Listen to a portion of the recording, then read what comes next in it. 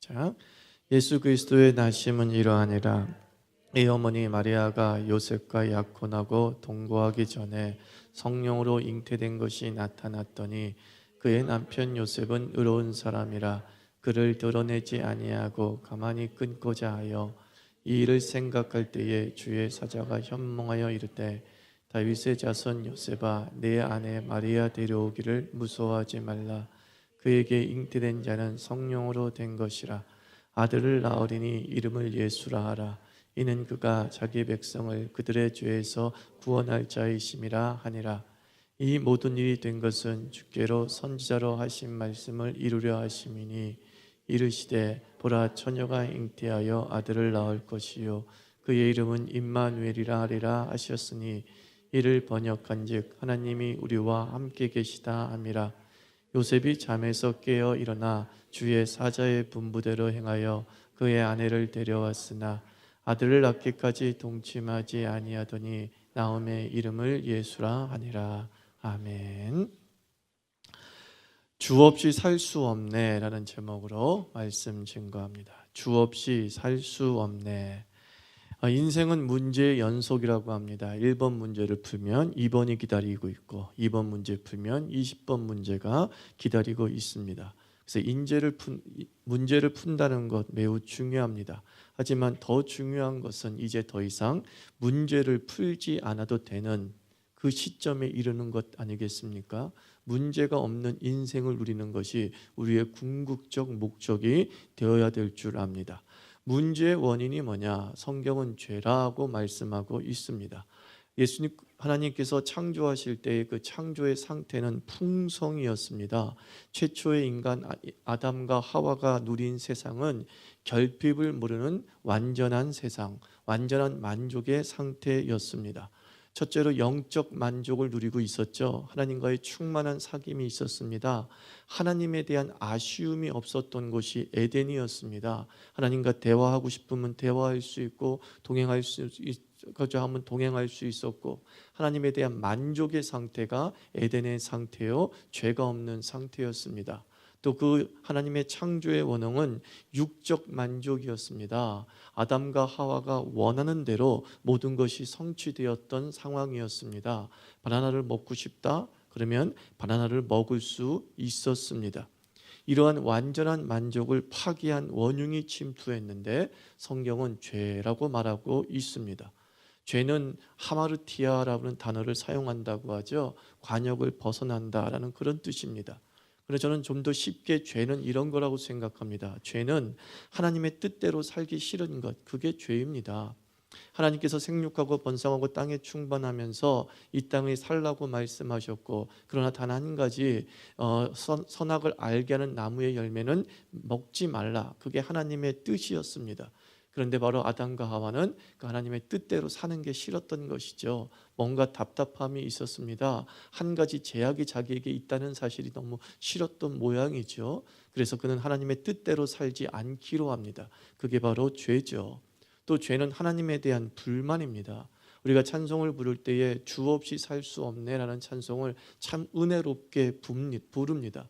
근데 죄라는 건 뭐냐? 바로 주 없이 살 수 있다라고 고백하는 겁니다. 우리가 하나님의 믿음 안에 있을 때는 주 없이 살 수 없다라고 고백을 하는데 이 죄라는 놈이 침투해서 얘기합니다. 이제 너는 주 없이도 살 수 있어. 너는 이제 하나님 없이도 살 수 있어. 그것이 죄입니다. 그 죄의 결과로 말미암아 에덴에서 추방하게 되고 인간 최대의 한계인 죽음에 직면하게 되고 결핍과 문제의 바다에 우리가 던져진 것이죠. 그러나 하나님 아버지는 사랑이시다라고 하셨습니다. 자신이 창조한 그 창조물을 고해 속에 버려두고 싶지 않았습니다. 그 하나님 아버지께서 죄의 문제를 친히 해결해 주셨습니다. 바로 독생자 예수 그리스도 성자 하나님을 이 땅에 보내시어서 모든 문제의 근원인 죄를 해결해 주셨습니다. 예수님은 성경에 의하면 새 창조이십니다. 예수님은 새 에덴 자체입니다.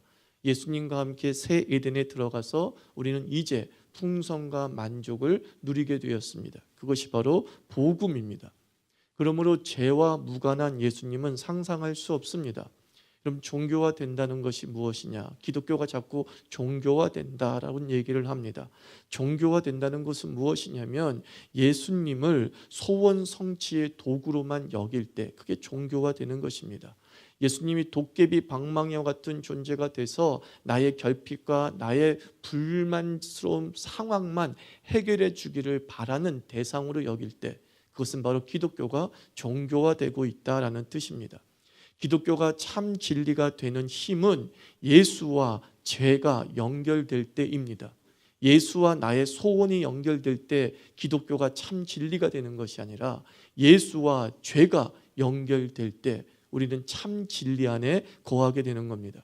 오늘 21절 말씀에도 아들을 낳으리니 이름을 예수라 하라. 그 다음에 중요한 말씀이 나옵니다. 이는 그가 자기 백성을 그들의 죄에서 구원할 자이심이라. 예수께서 이 땅에 오신 목적이 무엇입니까? 죄의 문제의 해결입니다.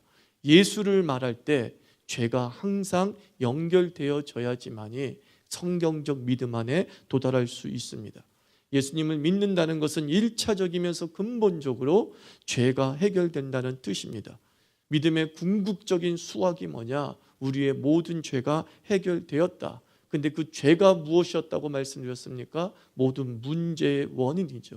사실은 우리가 소원하는 바를 얻지 못하게 만드는 것이 바로 그 죄이죠. 근데 그 죄의 문제가 해결됨으로 말미암아 우리는 부수적인 열매를 얻게 됩니다. 우리의 소원들이 해결되어지고 우리의 소원들이 충족되어지고 우리의 결핍이 만족의 상태로 나아가는 것입니다.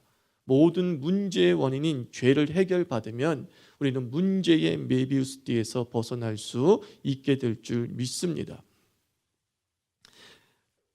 그래서 우리에게 필요한 것이 무엇이냐? 죄를 깨닫는 것이죠. 죄를 깨닫는 것입니다. 죄에서 벗어나는 이 단추는 내가 죄인임을 깨닫는 것입니다. 내가 죄를 짓고 있다는 인정이 필요합니다. 어떤 사람은 종종 법 없이도 살 수 있다라는 말을 합니다. 참 큰 교만에 빠진 것이죠.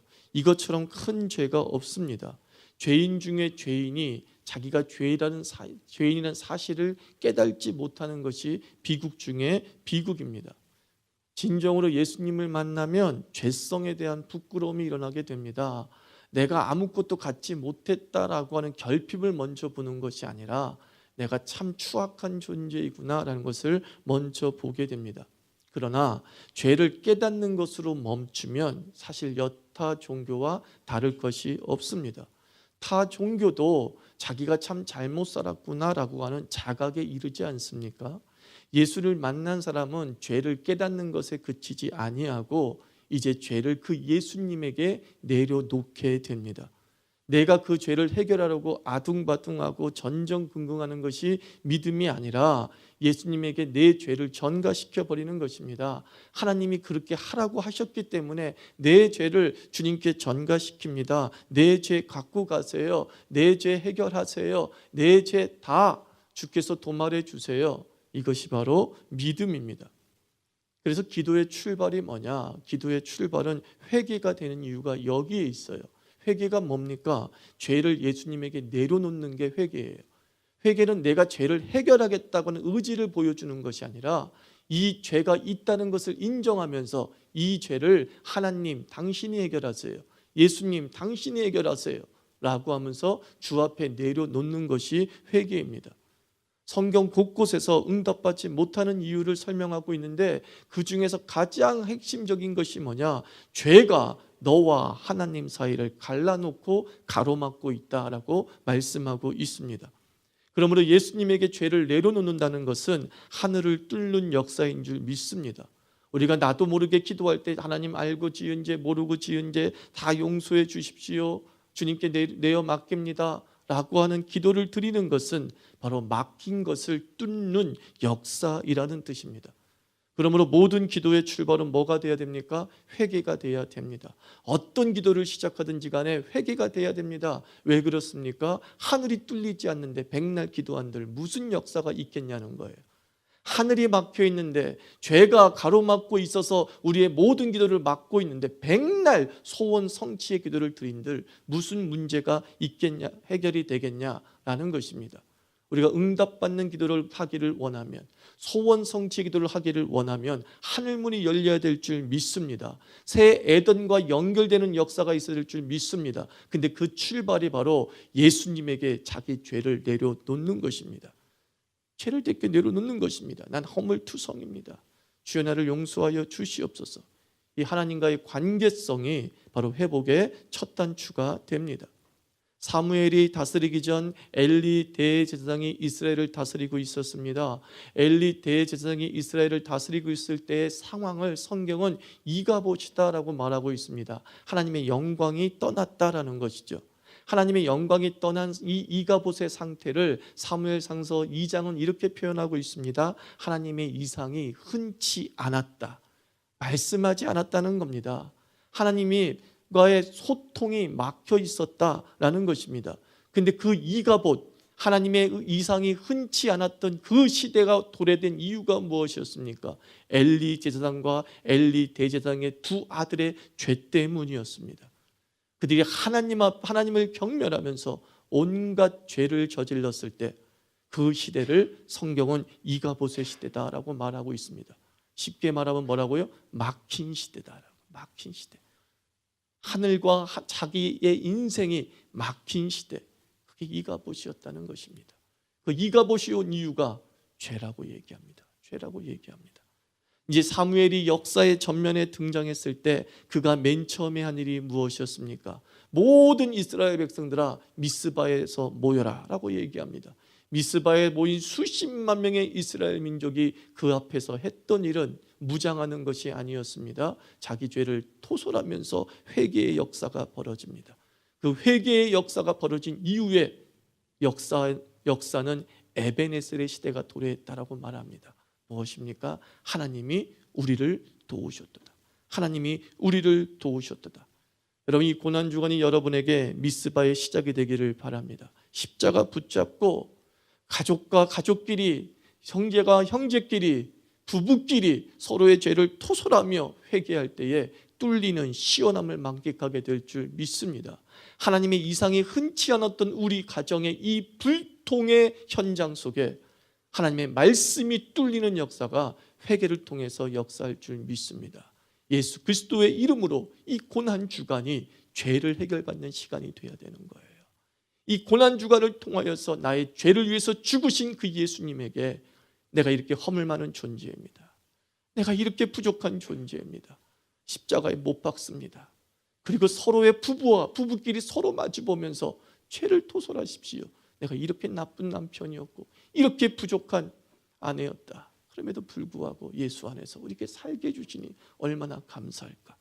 그때부터 우리 시대는 이가봇이 끝나고 에베네셀이 오게 될 줄 믿습니다.